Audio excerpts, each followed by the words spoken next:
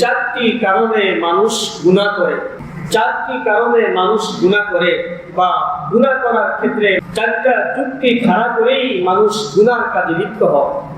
হ্যাঁ, গুনাহর যেমন শ্রেণী ভাগ আছে, গুনাহগারেরও তেমন শ্রেণী ভাগ আছে। গুনাহ যদি হয় কবিরা, যেই ব্যক্তি এই গুনাহ করতেছে, এই কবিরা গুনাহ করার ক্ষেত্রে সে চারটা যুক্তি খাড়া করে। গুনাহ যদি হয় কুফরি, এই কুফরি গুনাহ করার ক্ষেত্রে সে চারটা যুক্তি খাড়া করে। গুনাহ যদি হয় শিরকি, এই শিরকি গুনাহ করার ক্ষেত্রে সে চারটা যুক্তি খাড়া করে। গুনাহ যদি হয় সগীরা, এই সগীরা গুনাহ করার ক্ষেত্রেও সে চারটা যুক্তি খাড়া করে। বুজুর্গান লিখেছেন, গুনাহগাররা যে চারটা যুক্তি খাড়া করে, এই চারটার জবাব আল্লাহ তাআলা পরিষ্কারভাবে তার কোরআনে দিয়েছেন। সুবহানাল্লাহ। তোমাদের এই সমস্ত যুক্তি, ভ্রান্ত যুক্তি, এইগুলি তোমাদের ল্যাংড়া যুক্তি, এগুলি মূলত কোনো যুক্তি নয়। আর এই যুক্তির পিছনে যে কলকাঠিকে নাড়ে সে হচ্ছে মিস্টার ইবলিস। মুহতারাম হাজিরিন, আসুন এই যুক্তিগুলি আমরা একের পর এক শুনব আর নিজের সাথে মেলানোর চেষ্টা করব, এবং এই যুক্তিগুলি যে অযথা, মিথ্যা, বানোয়া, অহেতুক, এগুলি কোনো যুক্তি না, এ ব্যাপারে কোরআনের আয়াত থেকে আমরা বোঝার চেষ্টা করি। শয়তান যেন আমাদেরকে এই যুক্তির মাধ্যমে গুনাহ করাইতে না পারে। যুক্তিটা কি? ইচ্ছা মতো গুনাহ করো, কেউ তোমাকে দেখে না, তোমার বাবা তোমার কাছে নাই, তোমার মা নাই, ভাই নাই, বোন নাই, ঘরে কেউ নাই, তুমি একা আছো, জানালা বন্ধ, দরজা বন্ধ, লাইট বন্ধ, সম্পূর্ণ নিরিবিলি পরিবেশ, কেউ সেখানে নাই। শয়তান মিস্টার ইবলিস সেখানে এসে উপস্থিত আর বলে, ইন্টারনেটটা চালু করো, এইবার তুমি অমুক জিনিস দেখো, অমুক জিনিস দেখো। ওই সময় যেন শয়তানের ঘাড় মটকাইতে পারি, এই বেয়াদব, কেউ না থাকলেও তো আমার রব আমাকে দেখছেন, কেউ না দেখলেও তো আমার রব আমাকে দেখছেন, অতএব আমার মাধ্যমে তুমি গুনাহ করাইতে পারবে না। মুহতারাম হাজিরিন, স্মরণ থাকবে তো ইনশাআল্লাহ? জি। এক নম্বর যুক্তি এবং তার খণ্ডন। যুক্তি হলো কেউ দেখে না, এর জবাব হলো অবশ্যই আল্লাহ তাআলা দেখেন।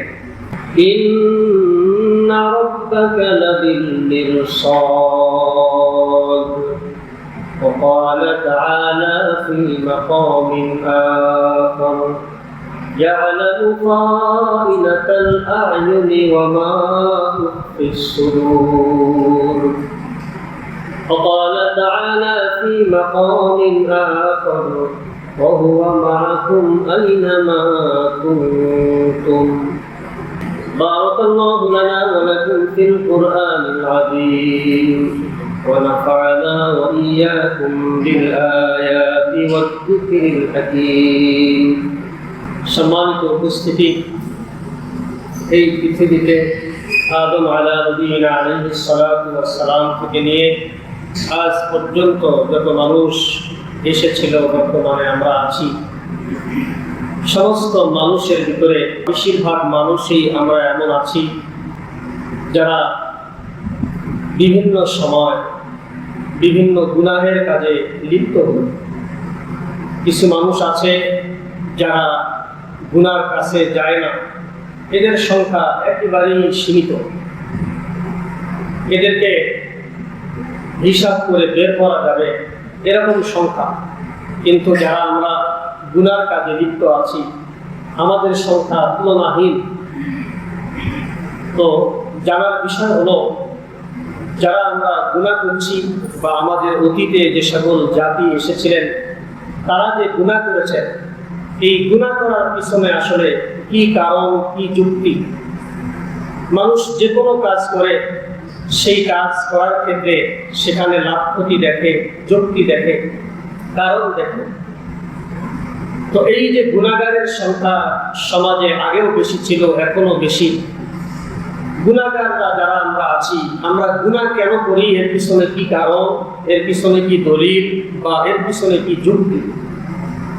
বুজুর্গানে দ্বীন তাদের কিতাবে কোরআন হাদিস থেকে নির্যাস টেনে নিয়ে এসেছেন যে যারা গুনাহগার, চাই তারা একেবারে উপর লেভেলের গুনাহগার হোক, চাই তারা একেবারে নিম্নমানের গুনাহগার হোক, চাই গুনাহটি বড় হোক অথবা গুনাহ ছোট হোক, চাই সেটা কবিরা হোক বা সগীরা হোক, চাই সেটা জাহিরি হোক বা বাতিনি হোক, চাই সেটা কুফরি, শিরকি, বিদআতি যে কোনো গুনাহই হোক না কেন, এই গুনার পিছনে যে কারণগুলি, এই কারণগুলি বুজুর্গানে দ্বীন আকাবিরিন উলামায়ে কেরাম কোরআন হাদিস থেকে নির্যাস টেনে এনেছেন যে 4টি কারণে মানুষ গুনাহ করে। কয়টি কারণে গুনাহ করে ভাই? এই কথাটা আমাদের স্মরণ রাখতে হবে। 4টি কারণে মানুষ গুনাহ করে বা গুনাহ করার ক্ষেত্রে মানুষ 4টা যুক্তি দায়ের করে। 4টা যুক্তি খাড়া করেই মানুষ গুনার কাজে লিপ্ত হয়। হ্যাঁ, গুনার যেমন শ্রেণী ভাগ আছে, গুনাহগারেরও তেমন শ্রেণী ভাগ আছে। গুনাহ যদি হয় কবিরা, যেই ব্যক্তি এই গুনাহ করতেছে, এই কবিরা গুনাহ করার ক্ষেত্রে সে 4টা যুক্তি খাড়া করে। গুনাহ যদি হয় কুফরি, এই কুফরি গুনাহ করার ক্ষেত্রে সে 4টা যুক্তি খাড়া করে। গুনাহ যদি হয় শিরকি, এই শিরকি গুনাহ করার ক্ষেত্রে সে 4টা যুক্তি খাড়া করে। গুনাহ যদি হয় সগীরা, এই সগীরা গুনাহ করার ক্ষেত্রেও সে 4টা যুক্তি খাড়া করে। বুজুর্গানে দ্বীন লিখেছেন গুনাহগাররা যে 4টা যুক্তি খাড়া করে, কারণ খাড়া করে, এই 4টার জবাব আল্লাহ তাআলা পরিষ্কারভাবে তার কোরআনে দিয়েছে। সুবহানাল্লাহ। যেই 4 কারণে, যেই 4 যুক্তিতে গুনাহগার গুনাহ করে, তাদের এই যুক্তিগুলিকে আল্লাহ পাক সরাসরি কোরআনে খণ্ডন করেছেন। তোমাদের এই সমস্ত যুক্তি ভ্রান্ত যুক্তি, এইগুলি তোমাদের ল্যাংড়া যুক্তি, এগুলি মূলত কোনো যুক্তি নয়। আর এই যুক্তির পিছনে যে কলকাঠিকে নাড়ে সে হচ্ছে মিস্টার ইবলিস। মুহতারাম হাজিরিন, আসুন আমরা যারা ঈমানদার হওয়া সত্ত্বেও, মুমিন মুসলমান হওয়া সত্ত্বেও নিজেকে একজন আল্লাহর বান্দা, মুমিন বান্দা হিসেবে পরিচয় দেওয়া সত্ত্বেও আমরা যে গুনার কাজগুলি করছি, এর পিছনে মূলত 4টি কারণ, বা গুনাহ করার ক্ষেত্রে আমরা 4টা দলিল দিয়ে থাকি, বা গুনাহ করার ক্ষেত্রে আমরা 4টা যুক্তি খাড়া করে থাকি। এই যুক্তিগুলি আমরা একের পর এক শুনবো আর নিজের সাথে মেলানোর চেষ্টা করব, এবং এই যুক্তিগুলি যে অযথা, মিথ্যা, বানোয়া, অহেতুক, এগুলি কোনো যুক্তি না, এ ব্যাপারে কোরআনের আয়াত থেকে আমরা বোঝার চেষ্টা করি। ফেলব। প্রথম নম্বর যুক্তি হচ্ছে আমি গুনাহ করছি, আমাকে কেউ দেখে না। এই হচ্ছে প্রথম যুক্তি। যেহেতু আমাকে কেউ দেখে না, তো আমি, অতএব গুনাহ করতে কোনো অসুবিধা নেই। যারা আমরা গুনাহ করি, ঠিক যে সময় গুনাহ করছি, যদি আমরা ওই সময় চিন্তা করতাম যে আমাকে কেউ একজন দেখছে, আচ্ছা বলুন তো, তাহলে কি গুনাহ করা সম্ভব হইতো? তাহলে আমরা যে গুনাহ করি আমাদের কে বলছে? বেঈমান কাফেরদের কথা বাদ দিলাম, আমরা যারা ঈমানদার, নিজেকে ঈমানদার বলছি, আবার মাঝে মাঝে মারাত্মক ধরনের গুনাহ করছি, ছোট গুনাহ করি, বড় গুনাহ করি।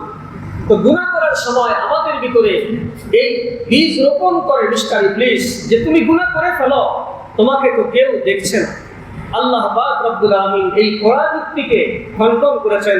পবিত্র কোরআনুল কারীমে আল্লাহ তাআলা বলেন, ইন্না রাব্বাকা লাবিল মিরসাদ।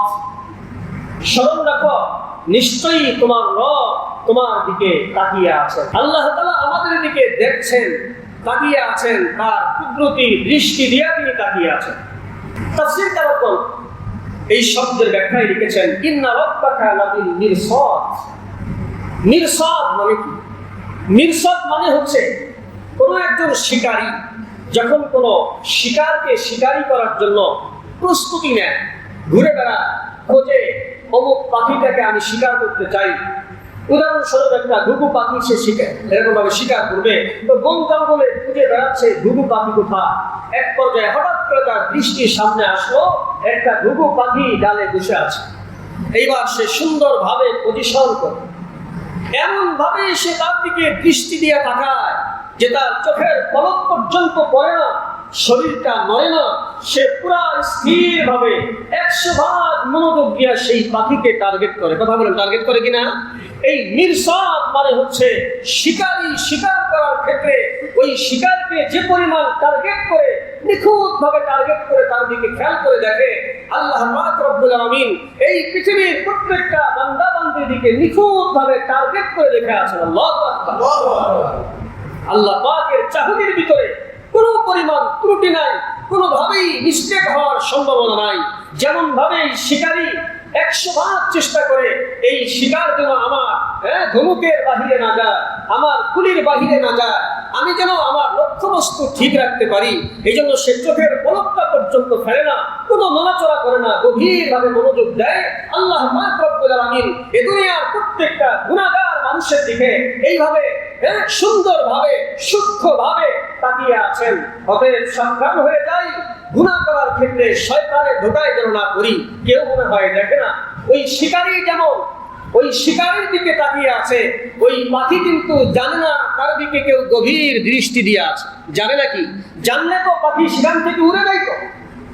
আমার আপনার অবস্থা এমন হয়েছে, শয়তান আমাদেরকে এমন বুঝাইছে যে কেউ মনে হয় দেখে না, কিন্তু একটু পরেই যখন শুট করে ওই পাখি টের পেয়ে যায়, আমার তো এই ডালে বসা উচিত ছিল না, আমার তো এই জায়গায় থাকা উচিত ছিল না, আমি তো একজনের দৃষ্টির সীমার ভিতরে এসে গেছি, দৃষ্টির সীমায় আবদ্ধ হয়ে গেছি। আমরা যারা গুনাহগার, আমাদেরও একদিন স্মরণ হয়ে যাবে, যেই দিন মালাকুল মউত উপস্থিত হয়ে যাবে, যেই দিন কালেমা মুখ থেকে বের হবে না, যেদিন আমার সামনে জাহান্নামের চিত্র আনা হবে, আমার ঠিকানা জাহান্নাম, এটা আমাকে জানিয়ে দেওয়া হবে, যেদিন কবরের আযাব শুরু হয়ে যাবে, সেই দিন আমাদের স্মরণ করে যাবে, আরে শয়তানের ধোঁকায় পড়ে, শয়তানের যুক্তিতে পড়ে আমি যে গুনাহ করেছিলাম আর ভেবেছিলাম কেউ মনে হয় দেখে না, এটা মিথ্যা কথা। মুহতারাম হাজিরিন, আল্লাহ পাকের কুদরতি দৃষ্টির কোনো সীমা রেখা না। আমার আপনার দৃষ্টি শক্তির একটা সীমা রেখা আছে। আমি আপনি কোনো জিনিস দেখতে হলে সেই জিনিসটা আমার আপনার চোখের সামনে হইতে হয়, ওই জিনিসটা আমার আপনার চোখের দৃষ্টি শক্তির ভিতরে থাকতে হয়, বাহিরে থাকলে আমি আপনি দেখি না। কিন্তু আল্লাহ পাক রব্বুল আলামিন তিনি যে দেখেন, তার দেখা বা তার দৃষ্টি শক্তির কোনো সীমা নাই। তিনি সামনেও যেমন দেখেন, পিছনেও যেমন দেখেন, ডানেও যেমন দেখেন, বামেও যেমন দেখেন, উপরে যেমন দেখেন, নিচেও যেমন দেখেন। এক কথাই আল্লাহ পাকের দেখার ক্ষেত্রে ডান বাম সামন পিছন উপর নিচ বলতে কিছু নাই, সব জায়গায় তিনি সমানভাবে দেখেন। মুহতারাম হাজিরিন, বাঙালি জাতি গুনাহ করলে সেটাও আল্লাহ দেখেন, আমেরিকানরা গুনাহ করলে সেটাও আল্লাহ দেখেন, আফগানিরা গুনাহ করলে সেটাও দেখেন, হিন্দুস্তানিরা গুনাহ করলে সেটাও দেখেন, কালো মানুষ গুনাহ করলে সেটাও দেখেন, ফর্সা মানুষ গুনাহ করলে সেটাও দেখেন, রাত্রে গুনাহ করলে সেটাও দেখেন, দিনে গুনাহ করলে সেটাও দেখেন। আমি আপনি যে কোনো অবস্থায় যে কোনো গুনাহ করি, স্মরণ রাখতে হবে কেউ না দেখলেও কে দেখেন? আল্লাহ তাআলা দেখেন। অতএব গুনাহ করার ক্ষেত্রে যখন এই শয়তান আমাদেরকে এই তশকিল করবে, এই যুক্তির দিকে আহ্বান করবে, তুমি ইচ্ছা মতো গুনাহ করো, তোমাকে কেউ দেখে না, ওই সময় যেন শয়তানের ঘাড়কে মটকাইতে পারি, শয়তানের মাথাকে ভেঙে দিতে পারি। এই জন্য এই দলিলটা আমাদের স্মরণ থাকা দরকার যে আল্লাহ তাআলা তিনি তো অবশ্যই দেখেন, তিনি অবশ্যই দেখেন। কোথায় দেখেন না আল্লাহ? আরে ভাই, আল্লাহ দেখেন না কোথায়? দেখেন তো তিনি সব জায়গায়। আমি আপনি যেখানেই থাকি না কেন সব জায়গায় তিনি দেখেন। এই জন্য আজ থেকে আমরা প্রতিজ্ঞাবদ্ধ হব যে শয়তান যেন আমাদেরকে এই যুক্তির মাধ্যমে গুনাহ করাইতে না পারে। যুক্তিটা কি?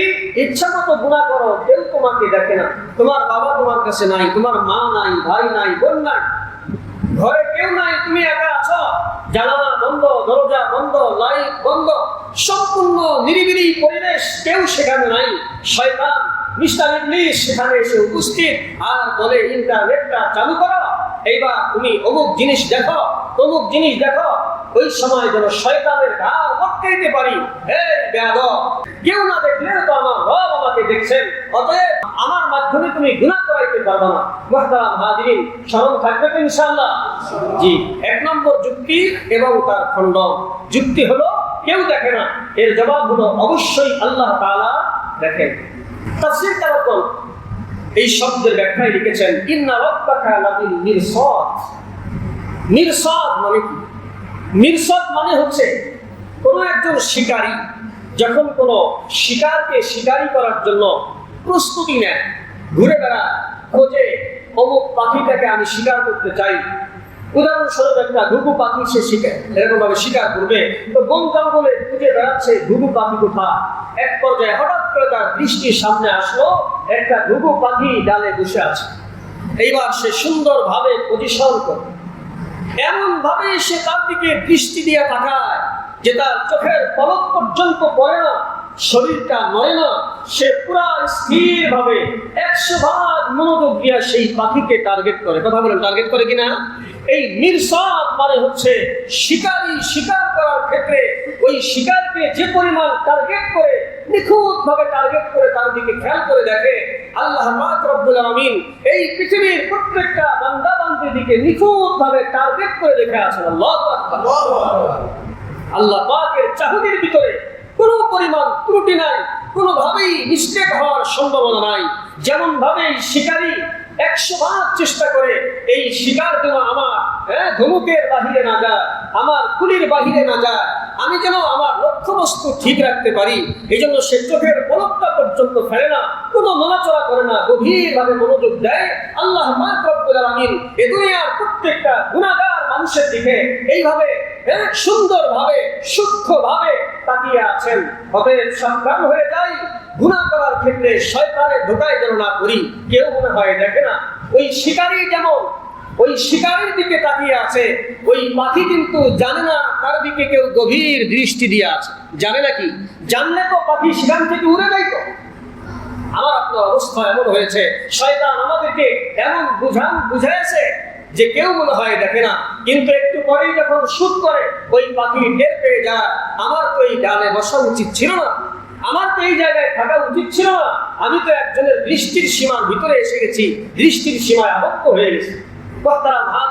আমরা যারা গুনাহগার, আমাদেরও একদিন স্মরণ হয়ে যাবে, যেই দিন মালাকুল মউত উপস্থিত হয়ে যাবে, যেই দিন কালেমা মুখ থেকে বের হবে না, যেদিন আমার সামনে জাহান্নামের চিত্র আনা হবে, আমার ঠিকানা জাহান্নাম, এটা আমাকে জানিয়ে দেওয়া হবে, যেদিন কবরের আযাব শুরু হয়ে যাবে, সেই দিন আমাদের স্মরণ করে যাবে, আরে শয়তানের ধোঁকায় পড়ে, শয়তানের যুক্তিতে পড়ে আমি যে গুনাহ করেছিলাম আর ভেবেছিলাম কেউ মনে হয় দেখে না, এটা মিথ্যা কথা।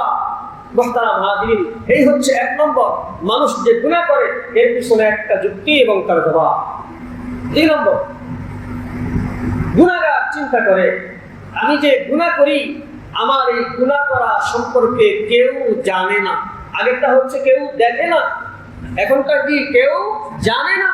এইটাও খোরা যুক্তি, এইটাও ল্যাংড়া যুক্তি, এইটাও মিশকা ইবলিসের যুক্তি।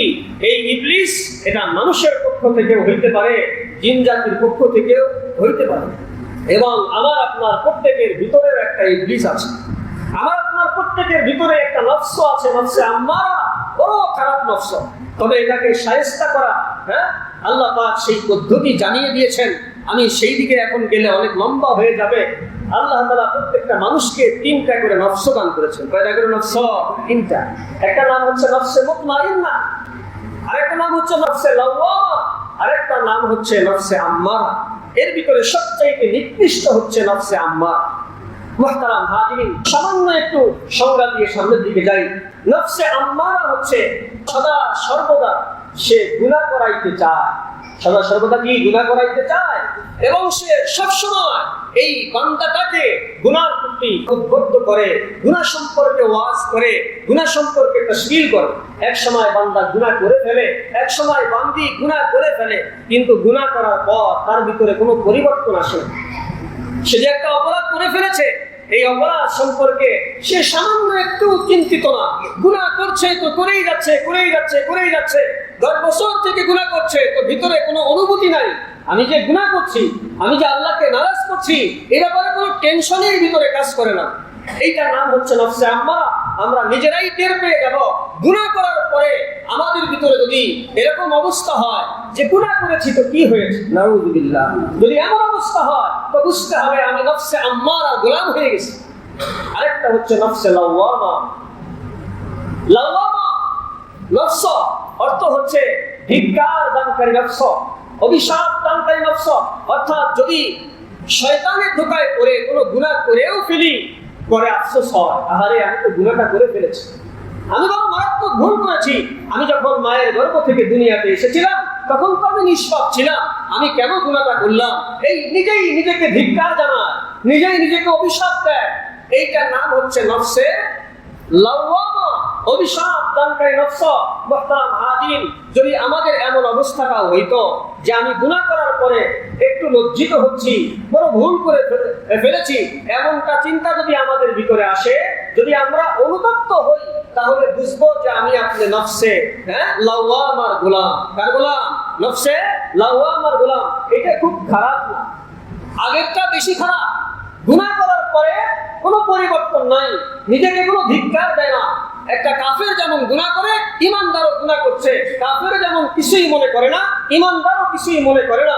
ওই কাফেরের নফস নফসে আম্মারা, এই নামধারী ইমানদারের নফস নফসে আম্মারা।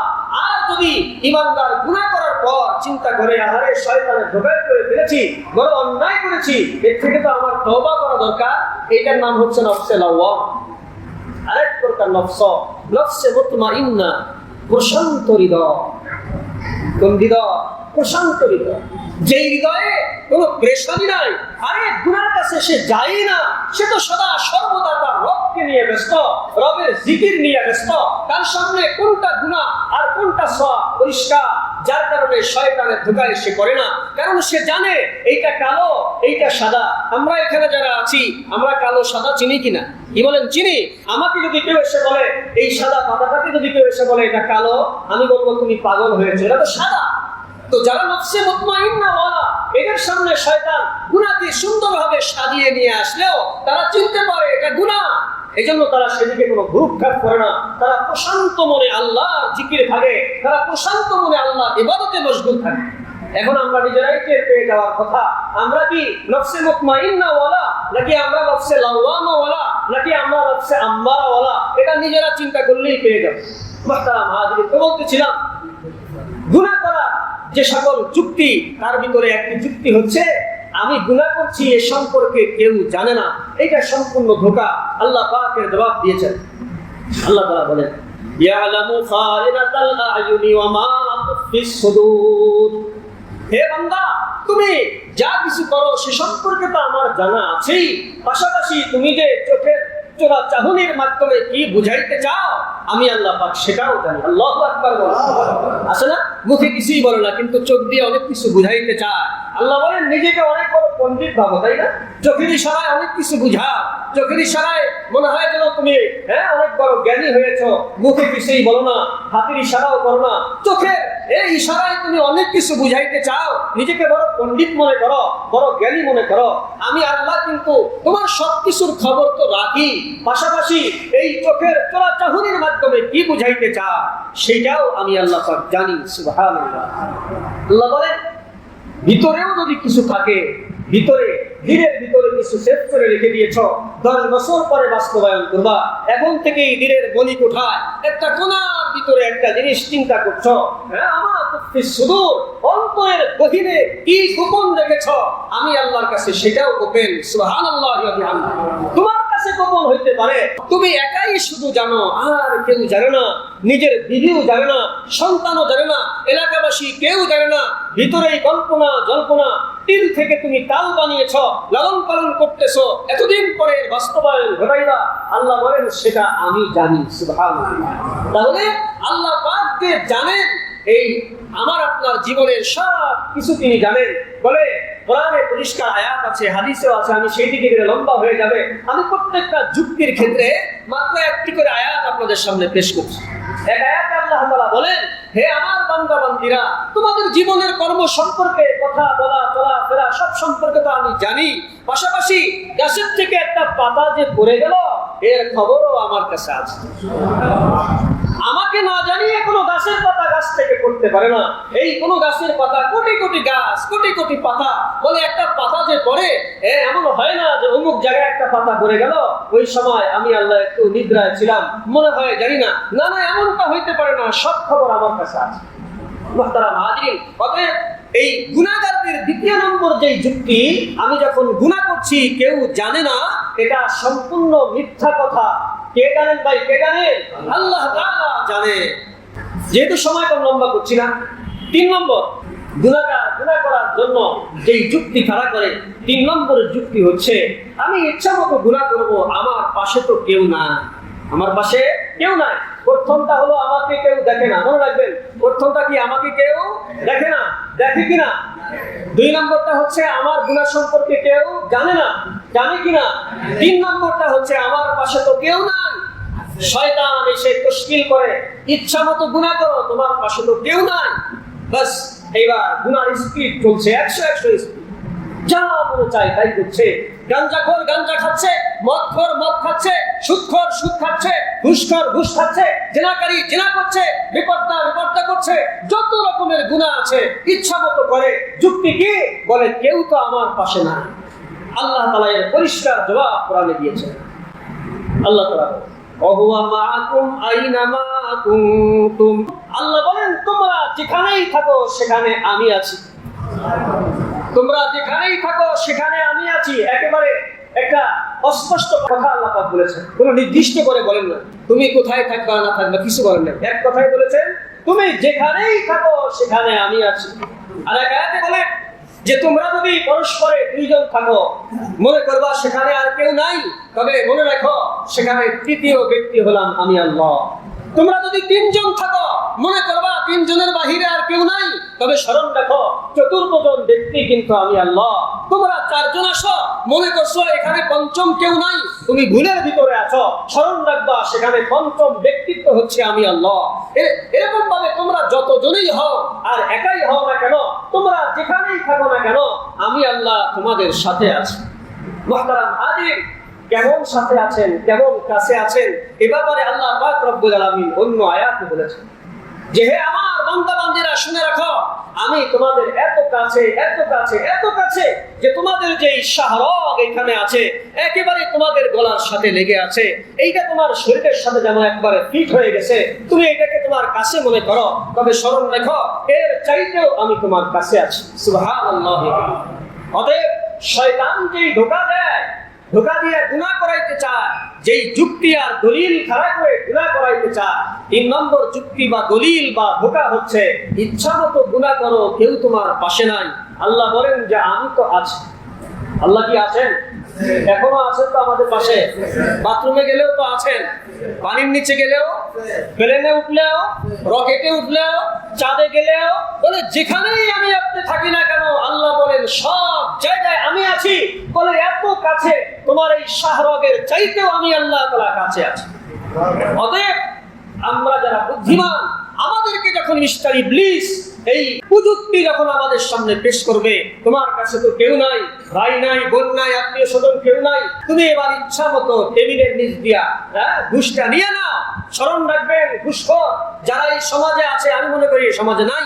এরপরে আমার কানে নিউজ আসছে বেশ কিছুদিন আগেই যে হুজুর কমপক্ষে 30টা মহল্লা থেকে আপনার এখানে বয়ান শুনতে আসে। এই জন্য একটা কথা পরিষ্কার করে বলি, আমি অনেক সময় যে কথাগুলি বলি, এই কথাগুলি হয়তো এই এলাকার জন্য নাও হইতে পারে, অন্য এলাকা থেকে যে সব লোকজন এসেছেন এই রোগটা সেই এলাকার লোকের ভিতর থাকতে পারে, সেই উদ্দেশ্যেও আমি কিছু কথা বলে থাকি, যাতে করে সকলের কম বেশি খোরাক হয়ে যায়। তো বলতেছিলাম যে শয়তান আমাদেরকে যখন ধোঁকা দিবে যে তুমি গুনাহ করতে থাকো, তোমার পাশে কেউ নাই, কি বলেন, সুদখোর যখন সুদ খায় তখন চিন্তা করে কেউ তো নাই, খেয়ে ফেলি। ঘুষখোর যখন টেবিলের নিচ দিয়ে ঘুষ খায় তখন চিন্তা করে ওই ভিকটিম ছাড়া আর তো এখানে কেউ নাই, আর তার সাথে তো আমার বোঝাপড়া হয়েই গেছে। কি বলেন, বোঝাপড়া হয়েই গেছে, 10 লাখ দেবে আর আমি নেব, এখানে কেউ নাই। যেই স্মরণ রাখতে হবে কেউ না থাকলেও কে আছে? আল্লাহ তাআলা আছে। যারা আমরা ব্যবসায়ী আছি, ওজনে কম দেওয়ার ক্ষেত্রে কাস্টমার আছে আর আমি আছি, আর কেউ নাই। কাস্টমার অন্য মনস্ক হওয়ার সাথে সাথে আমি ওজনে 100 গ্রাম কম দিয়ে দিলাম, 50 গ্রাম কম দিয়ে দিলাম, কাপড় মাপার ক্ষেত্রে আধা গিরা কম দিয়ে দিলাম। স্মরণ রাখতে হবে হয়তোবা ওই লোকটা অন্য মনস্ক আছে, কিন্তু আল্লাহ কি অন্য মনস্ক হয়ে আছে? না না, স্মরণ রাখতে হবে। যারাই আমরা যেখানে আছি সব জায়গায় স্মরণ রাখতে হবে আল্লাহ কিন্তু আমার আপনার সাথে আছেন। অতএব গুনাহ করার কোনো সুযোগ নাই। শয়তানের ঘাড়কে মটকিয়ে দেওয়ার জন্য আল্লাহ পাক কোরআনে দলিল দিয়েছেন, হে আমার বান্দা বান্দীরা, যখন এই শয়তান তোমাদেরকে এই তশকিল করবে ইচ্ছামতো গুনাহ করো, কেউ তোমার সাথে নাই, সাথে সাথে এই আয়াত তোমরা স্মরণ রাখবা, আহুয়া মাআকুম আইনামা কুনতুম, তিনি তোমাদের সাথে আছেন তোমরা যেখানেই থাকো না কেন। 3 নম্বর। 4 নম্বরটা বড় মারাত্মক। তাফসীর কারকগণ লিখেছেন, বুজুর্গানে দিন লিখেছেন, গুনাহগার যখন গুনাহ করতে চায় 4 নম্বরের যে যুক্তি সে পেশ করে যে আমি গুনাহ করব, এটা আমার কে কি কবে, আমাকে কে কি বলবে, বা আমার কি ক্ষতি করতে পারবে, বা আমি গুনাহ করেই যাব, এখানে আমার এই গুনাহে বাধা দেওয়ার ক্ষমতা কার আছে, অথবা আমি গুনাহ করেই যাব, আমাকে শাস্তি দেওয়ার যোগ্যতাই বা কার আছে? নাউযুবিল্লাহ। আমি গুনাহ করেই যাব, এতে কি হবে? গুনাহ করলে কি হবে? কবরের আযাব মানি না, হাসরের ময়দান মানি না, জান্নাত জাহান্নাম মানি না, ইত্যাদি ইত্যাদি। নাউযুবিল্লাহ। অনেক কথা এগুলি বেঈমানরা বলে, ঈমানদার সরাসরি মুখে বলে না, কিন্তু কাজে কর্মেও বলা যায়। কি বলেন? কাজে কর্মেও বলা যায়। যেমন একটা উদাহরণ দিই, জুমার আজান হয়ে গেল, এলাকায় যদি কোনো খ্রিস্টান থাকে তারা তো আর মসজিদে আসবে না, এলাকায় যদি কোনো হিন্দু ভাইয়েরা থাকে তারা তো আর মসজিদে আসবে না, কিন্তু এলাকায় শুধু খ্রিস্টানরাই আছে, হিন্দুরাই আছে, নাকি এমন কিছু মুসলমানও আছে যাদের কানে আওয়াজ চলে গেল, আজানের আওয়াজ চলে গেল, কিন্তু মসজিদে আসলো না। হিন্দুরা বলবে আজকে তো এই আজান আমাদের জন্য না, খ্রিস্টানরা বলবে এই আজান তো আমাদের জন্য না, কিন্তু মুসলমান যারা নামাজে আসেনি তারাও কি এই কথা বলে যে এই আজান তো আমাদের জন্য না? বলে নাকি? না না, মুখে তো বলতেই পারে না, অসম্ভব। যত দুর্বল ইমানদারই হোক, মুখে কথা স্বীকার করতে বাধ্য যে এই আজানটা মসজিদ থেকে আসছে, নিশ্চয়ই এই আজানটা কোনো মন্দির থেকে আসে নাই, নিশ্চয়ই এই আজানটা কোনো গির্জা থেকে আসে নাই, নিশ্চয়ই এই আজানটা এসেছে মসজিদ থেকে। অতএব দুর্বল ইমানদারও এ কথা স্বীকার করতে বাধ্য এটা মুসলমানদের জন্যই দাওয়া। কার জন্য দাওয়া? কিন্তু এরপরেও যে সে মসজিদে আসলো না, বলে মুখে মুখে সে না বললেও কাজে কর্মে আল্লাহ পাককে বৃদ্ধাঙ্গুলি দেখায় দিল। কথা বলেন ঠিক কিনা? বলে আমি নামাজ পড়বো না, কি হবে? এটা তো কাফিরের মৌখিক বাক্য, ইমানদারি কথা বলে না, কিন্তু কাজে কর্মে দেখা দেয়। বালেগ হয়েছে 15 বছর বয়সে, বয়স এখন তার 30 বছর, এইভাবেই চলে যাচ্ছে।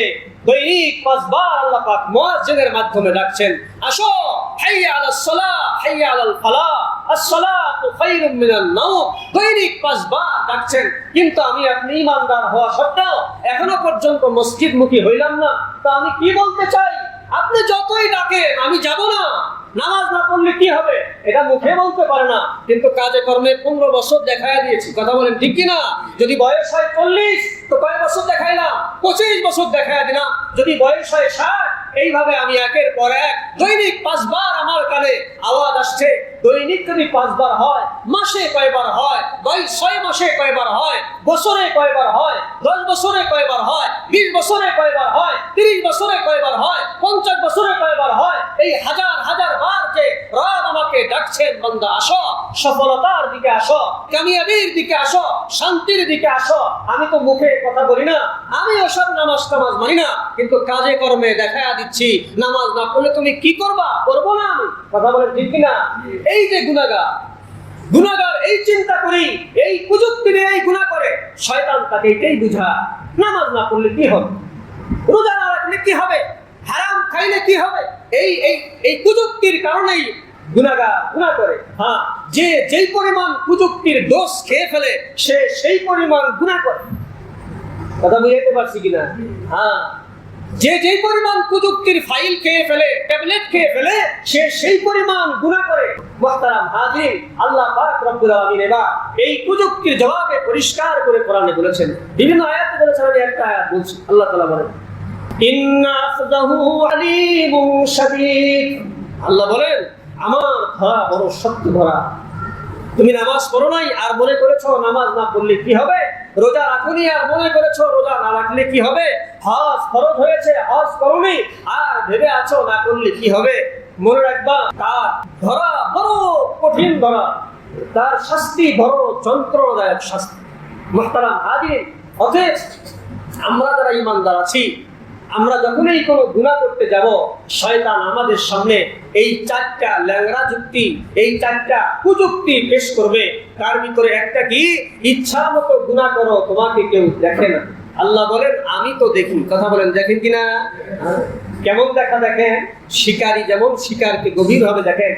শয়তান যখন ধোঁকা দেবে যে তুমি গুনাহ করো, তোমার গুনাহ সম্পর্কে কেউই জানে না, তোমার গুনাহ সম্পর্কে কেউ জানে না। আল্লাহ পাক এটাও বলে দিয়েছেন, কেউ না জানলেও আমি আল্লাহ তাআলা জানি। 3 নম্বরে, তুমি গুনাহ করো, তোমার কাছে কেউ নাই। আল্লাহ বলে এটাও শয়তানের ধোঁকা, কেউ না থাকলেও আমি আল্লাহ তাআলা আছি। শয়তান ধোঁকা দেয়, গুনাহ করলে কি হয়? তুমি না সেই, তোমার এই যোগ্যতা, অনেক যোগ্যতা, এই ডিগ্রি, সেই ডিগ্রি, অনেক কিছু।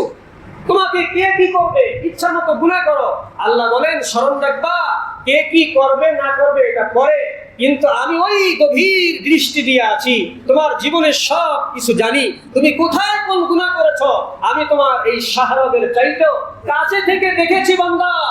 এখন আমি ছাড় দিয়েছি, কিন্তু ছেড়ে দেব না। আল্লাহ পাক ছাড় দেন, কিন্তু ছেড়ে দেয় না। আল্লাহ পাক রব্বুল আলামিন এক আয়াতে বলেন, রাসূলুল্লাহ সাল্লাল্লাহু আলাইহি ওয়াসাল্লামকে যখন মক্কার কাফেররা জুলুম অত্যাচার করতে করতে সীমা লঙ্ঘন করে ফেলেছে, আল্লাহ পাক রব্বুল আলামিন এক পর্যায়ে রাসূলকে সান্ত্বনার বাণী শোনায়া দিয়েছেন, পাশাপাশি ইনডাইরেক্ট ভাবে রাসূলের অনুসারীদেরকেও সান্ত্বনার বাণী শোনায়া দিয়েছেন। ফামাহিল কাফিরিনা আমহিলহুম রুয়াইদা। হে নবী, আপনি কাফেরদেরকে একটু ঢিল দিয়ে দেন, একটু ছাড় দেন, একটু ছাড় দেন। আমি তাদেরকে ছাড় দিয়েছি, আপনি একটু ছাড় দিয়ে দেন। হে রাসূলের খাঁটি উম্মতেরা, তোমরাও একটু কাফেরদেরকে ছাড় দিয়ে দাও। আমিও যেমন ছাড় দিয়েছি, তবে আমি আল্লাহ তাআলা ছেড়ে দেব না। আল্লাহ পাক কি ছেড়ে দেবেন নাকি ছাড় দেন? আচ্ছা, ছাড় দেওয়াটা স্থায়ী না অস্থায়ী? কি বলেন? ছাড় দেওয়াটা স্থায়ী নয়, অস্থায়ী। হ্যাঁ, ছাড় দেওয়া বা ছেড়ে দেওয়া এগুলি একটাও স্থায়ী নয়, সবগুলি অস্থায়ী। কিন্তু আল্লাহ পাক যে ধরবেন এটা কিন্তু স্থায়ী, এটা কিন্তু কি স্থায়ী। যেমন এক আয়াতে আল্লাহ বলেন, লাস্তা আলাইহিম বিমুসাইতির। সারমর্ম হলো, আমি আপনাকে দারোগা বানায়া পাঠাই না, আপনি পিটায়া পিটায়া প্রভাব খাটিয়ে মানুষকে মুসলমান বানাবেন না, না, এই দায়িত্ব আমি আপনাকে দেই নাই। লাস্তা আলাইহিম বিমুসাইতির। আপনার কাজ হলো ফাযাক্কির, আপনি ওয়াজ করতে থাকুন, আপনি নসিহত করতে থাকুন, আপনি মাহফিলের মাধ্যমে জানিয়ে দিন, আপনি খুশুসি গাস্তের মাধ্যমে জানিয়ে দিন, আপনি সমষ্টিভাবে সবাইকে জানায়া দিন, এককভাবেও জানায়া দিন যে এইটা ভালো রাস্তা, এইটা খারাপ রাস্তা।